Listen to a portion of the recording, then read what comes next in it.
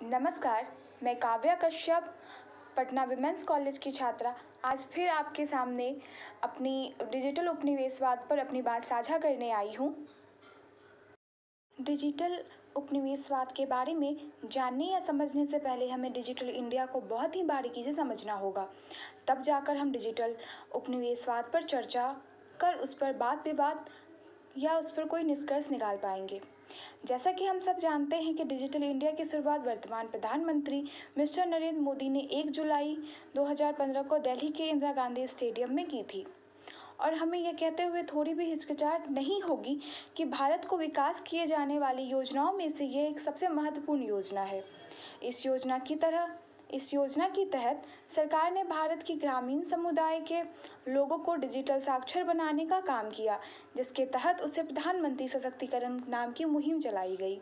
और वाकई ये बहुत अच्छा कदम था सरकार के द्वारा, जिसके गवाह हम सब हैं। जिस तरह से अन्य सरकार द्वारा और यहाँ के लोगों द्वारा इस डिजिटल सशक्तिकरण को बहुत ही बड़े पैमाने पर समर्थन मिला और बहुत ही कम समय में हमारे देश ने डिजिटल सशक्तिकरण का एक नया स्वरूप देखा।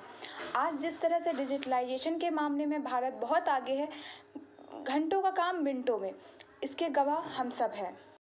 मगर डिजिटलाइजेशन को जिस रफ्तार से हम लोग अपने दैनिक जीवन में अपना रहे हैं और जिस रफ्तार से हम डिजिटल होते जा रहे हैं, इतनी रफ्तार से हम अपनी प्राइवेसी भी खोते जा रहे हैं।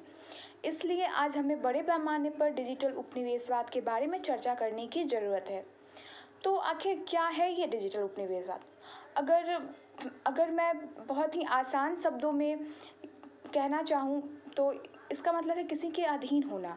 जिस प्रकार आज Facebook, WhatsApp, Instagram, Microsoft, Apple, Amazon एवं अलीबाबा जैसी और भी बहुत सारी कंपनियां हमारे दिमाग, हमारी ज़रूरत को माप कर अपने अनुसार अपने व्यापार को हमारी सुविधा के अनुसार तैयार करके हमारे काम को और भी आसान कर हमें चपेट में लेते जा रही है और हमसे ही हमारी जानकारी इकट्ठा कर हमें अपना आदी बना रही है। और धीरे धीरे हमारी आदत और फिर धीरे धीरे हमारी ज़रूरत बनते जा रही है। हमें अंदाज़ा भी नहीं लग रहा है हम कितनी बुरी तरीके से उनके चपेट में आते जा रहे हैं, वो हमें अपने चपेट में लेते जा रही है। और कुछ नहीं है ये डिजिटल उपनिवेशवाद। और आज फिर हमारा बरसों का इतिहास दोहराया जा रहा है, जैसे कि ईस्ट इंडिया कंपनी ने बरसों पहले आजमाया था और बहुत सफल रहे थे, जिसके गवाह भी हम सब हैं। हमारे इतिहास हम बचपन से पढ़ते आ रहे हैं, तो हम जानते हैं इसका परिणाम आगे चलकर क्या हो सकता है। हमें हमारे ही देश में गुलाम बना रखा था। हाँ, अगर कुछ बदला है तो बस तकनीक और तरीका। अब हमें ध्यान देने की ज़रूरत है कि हमें क्या करना है, क्योंकि हम इतिहास को तो नहीं बदल सकते, मगर हाँ, इतिहास की गलतियों को दोहराए से रोक सकते हैं। जितना हो सके ज़्यादा से ज़्यादा हमें भारतीय ऐप का इस्तेमाल करना है और कोशिश करनी है कि ना के बराबर ही हम विदेशी ऐप का इस्तेमाल करें। इससे हम अपने आप को और हमारे देश को किसी के अधीन होने से रोक पाएंगे। विदेशी ऐप का इस्तेमाल ना करना हमारे लिए ही नुकसानजनक होगा, ये भी हम जानते हैं, क्योंकि आज हम लोग उन पर डिपेंडेंट हैं।